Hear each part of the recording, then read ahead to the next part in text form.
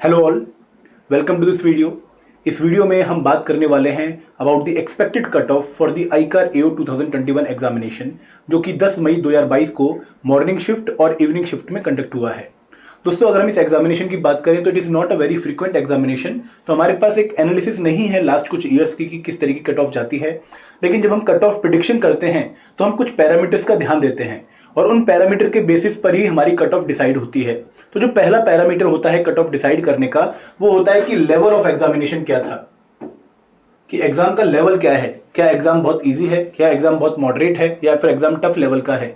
तो अगर मैं आईकार एओ एग्जामिनेशन की बात करूं, जो कि कल टीयर 1 का कंडक्ट हुआ है, तो वहां पर जो पेपर था मॉर्निंग शिफ्ट का, वो मॉडरेट टू टफ लेवल था, और इवनिंग शिफ्ट का जो एग्जाम था वो भी मॉडरेट टू टफ लेवल था। तो पेपर ईजी नहीं था। जो कुछ बच्चे इनिशियल रिएक्शन दे रहे थे कि पेपर बहुत इजी आया है सर, आराम से हम 160 कर आए, लेकिन बाद में शाम तक पहुंचते पहुंचते जब उन्होंने आंसर की देखी तो कुछ आंसर उनके गलत होने शुरू हो गए।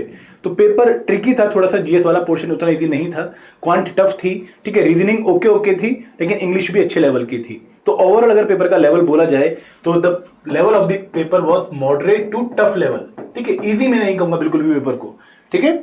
उसके बाद अगर हम बात करें कि नंबर ऑफ एप्लीकेंट्स कितने थे, तो काफी बच्चे इस पेपर में अपीयर हो रहे थे, ठीक है, क्योंकि एग्जाम जो है वो एक नॉर्मल साइकिल में नहीं है, काफी टाइम बाद निकलता है और काफी बच्चे इसमें अप्लाई करते हैं, क्योंकि जो सिलेबस है वो आपका अदर एग्जाम से काफी ओवरलैप करता है, ठीक है।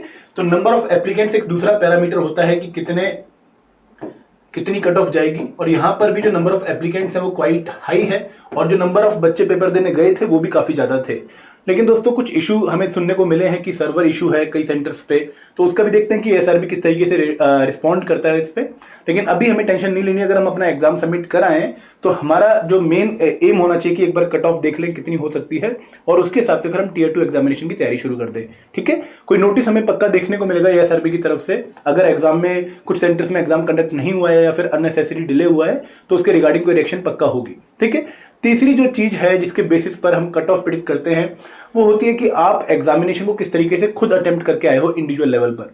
क्या आप अपनी प्रिपरेशन के हिसाब से एग्जाम अटेम्प्ट करके आए हो, या फिर आप बिलो एक्सपेक्टेशन अपना एग्जाम कंडक्ट करके आए हो, ठीक है। तो यहां पर अगर मैं कुछ बच्चों का रिव्यू देखूं, जो हमारे बच्चे थे जिन्होंने हमारा कोर्स ज्वाइन कर रखा था, तो उसमें भी कुछ रिव्यू ऐसे आए हैं कि सर पेपर डुएबल था, लेकिन कई बार क्या होता है कि यहाँ पर आपको लग रहा होता है कि आप बहुत अच्छा प्रिपेयर करके गए हो, एग्जाम में परफॉर्म करने वाले हो, थोड़ा सा सर्वर में इशू आ गए तो आपका जो फ्लो है वो बिगड़ जाता है।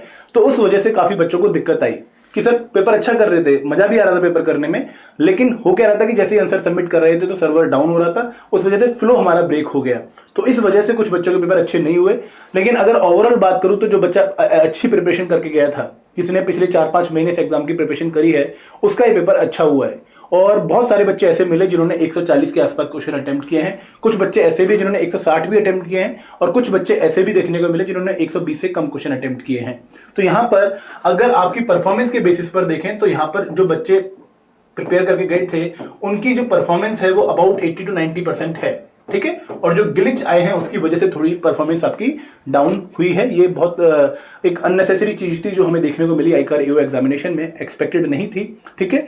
तो जो अब हम बात करेंगे एक्सपेक्टेड कट ऑफ प्रेडिक्शन की, दोस्तों स्टार्टिंग में ऐसा लग रहा था कि कट ऑफ काफी हाई जाने वाली है, ठीक है। ऐसा बहुत अच्छा फील आ रहा था एग्जाम के बारे में सुन के, बच्चों से रिव्यू लेके, कि शायद कट ऑफ 140 से ऊपर भी चली जाए, क्योंकि बच्चे सेंटर से निकलते ही उनको लगता है कि उनके आंसर सही होंगे, ठीक है, उनको एक अच्छा ओपिनियन मिल रहा होता है। लेकिन बाद में जब हम बाकी बच्चों से भी बात करते हैं और फिर आंसर्स को चेक करते हैं, तो हमें जो ओवरऑल कट ऑफ अब समझने को मिल रही है। मुझे लग रहा है कि जो कट ऑफ है उसकी जो रेंज होगी, मैं आपको रेंज बताऊंगा, it will be around 110 to 120। अगर किसी बच्चे के नंबर 110 से ऊपर बन रहे हैं नेट पॉजिटिव, यहां पर मैं बात कर रहा हूं नेट पॉजिटिव की, ठीक है, क्योंकि आपको आईकार एग्जामिनेशन में आपको पक्का पैटर्न पता होगा, आप पेपर दे गए, तो यहां पर 3 घंटे में आपको 200 क्वेश्चन करने थे, और 200 क्वेश्चंस में आपकी जो नेगेटिव मार्किंग है वो 1/3 है, और 1/3 को हम काफी हाई नेगेटिव मार्किंग मानते हैं। अगर किसी एग्जाम में 1/3 नेगेटिव मार्किंग है तो it is quite high negative marking, तो आपको जो रिस्क है वो ज्यादा लेना पड़ता है। तो यहां पर अगर किसी बच्चे ने 160 क्वेश्चन अटेम्प्ट किए, 20 क्वेश्चन या 30 क्वेश्चन गलत हो रहे हैं, तो अगेन वो नीचे लेवल पे आ जाएगा।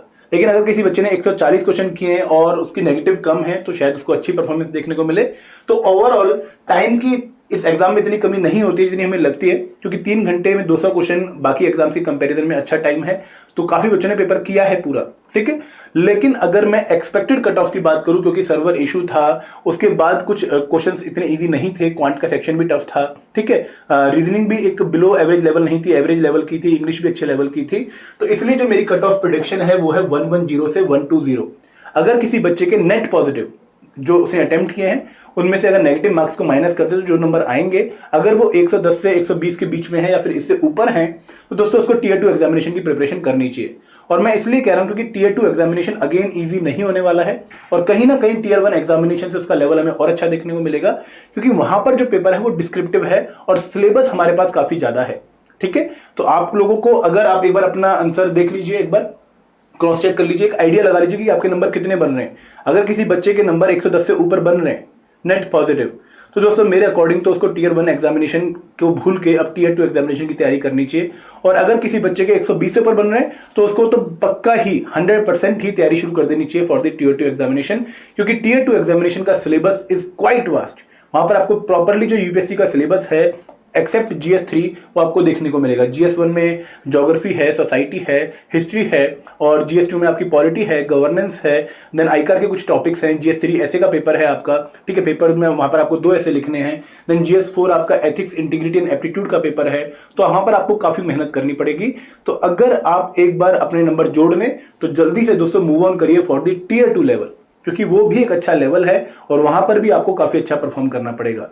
तो the cut off prediction according to us is 110 to 120, ठीक है, ये हमारी कट ऑफ प्रेडिक्शन है and we are not 100% committed कि यही कट ऑफ होनी चाहिए, ठीक है। एक रफ आइडिया जो हमें बच्चों से देखने को मिल रहा है वो कट ऑफ हम प्रेडिक्ट कर रहे हैं, ठीक है। किसी बच्चे के लिए बहुत हाई कट ऑफ भी हो सकती है, उससे लगेगा कि सर 110 नहीं जाएगी, पक्का 100 से नीचे जाएगी। दोस्तों उसका पर्सनल पॉइंट ऑफ व्यू है, दिस इज ओवर व्यू, ठीक है, हम इसीलिए आपसे शेयर कर रहे हैं। और ये जो व्यू है हम इसमें कैसे पहुंचे हैं, हमने काफी बच्चों से बात करी जिन्होंने हमारा कोर्स परचेज कर रखा है, और कुछ ऐसे लोग थे जो पेपर देने गए थे, हमारे कंटेक्ट में थे, उनसे भी हमने बात करी। तो अच्छे बच्चे से भी बात करी, इसकी बहुत अच्छी प्रिपरेशन थी, जो यूपीएससी की प्रिपरेशन कर रहा था या फिर एसएससी की प्रिपरेशन कर रहा था, और ऐसे बच्चे से भी बात करी जो सिर्फ आईकार एग्जामिनेशन की तैयारी कर रहा था। तो दोनों के व्यूज को मिला के हम इस कट ऑफ प्रेडिक्शन पे पहुंचे हैं, ठीक है। तो this is all from my side. I hope कि आप लोग अब जल्दी से मूव ऑन करेंगे। अगर कट ऑफ क्लियर नहीं हो रही है, there are other opportunities as well, और अगर कट ऑफ क्लियर हो रही है तो टीयर 2 एग्जामिनेशन के लिए प्रिपेयर करना शुरू कर दो। This is all, thank you very much, जय हिंद, जय भारत।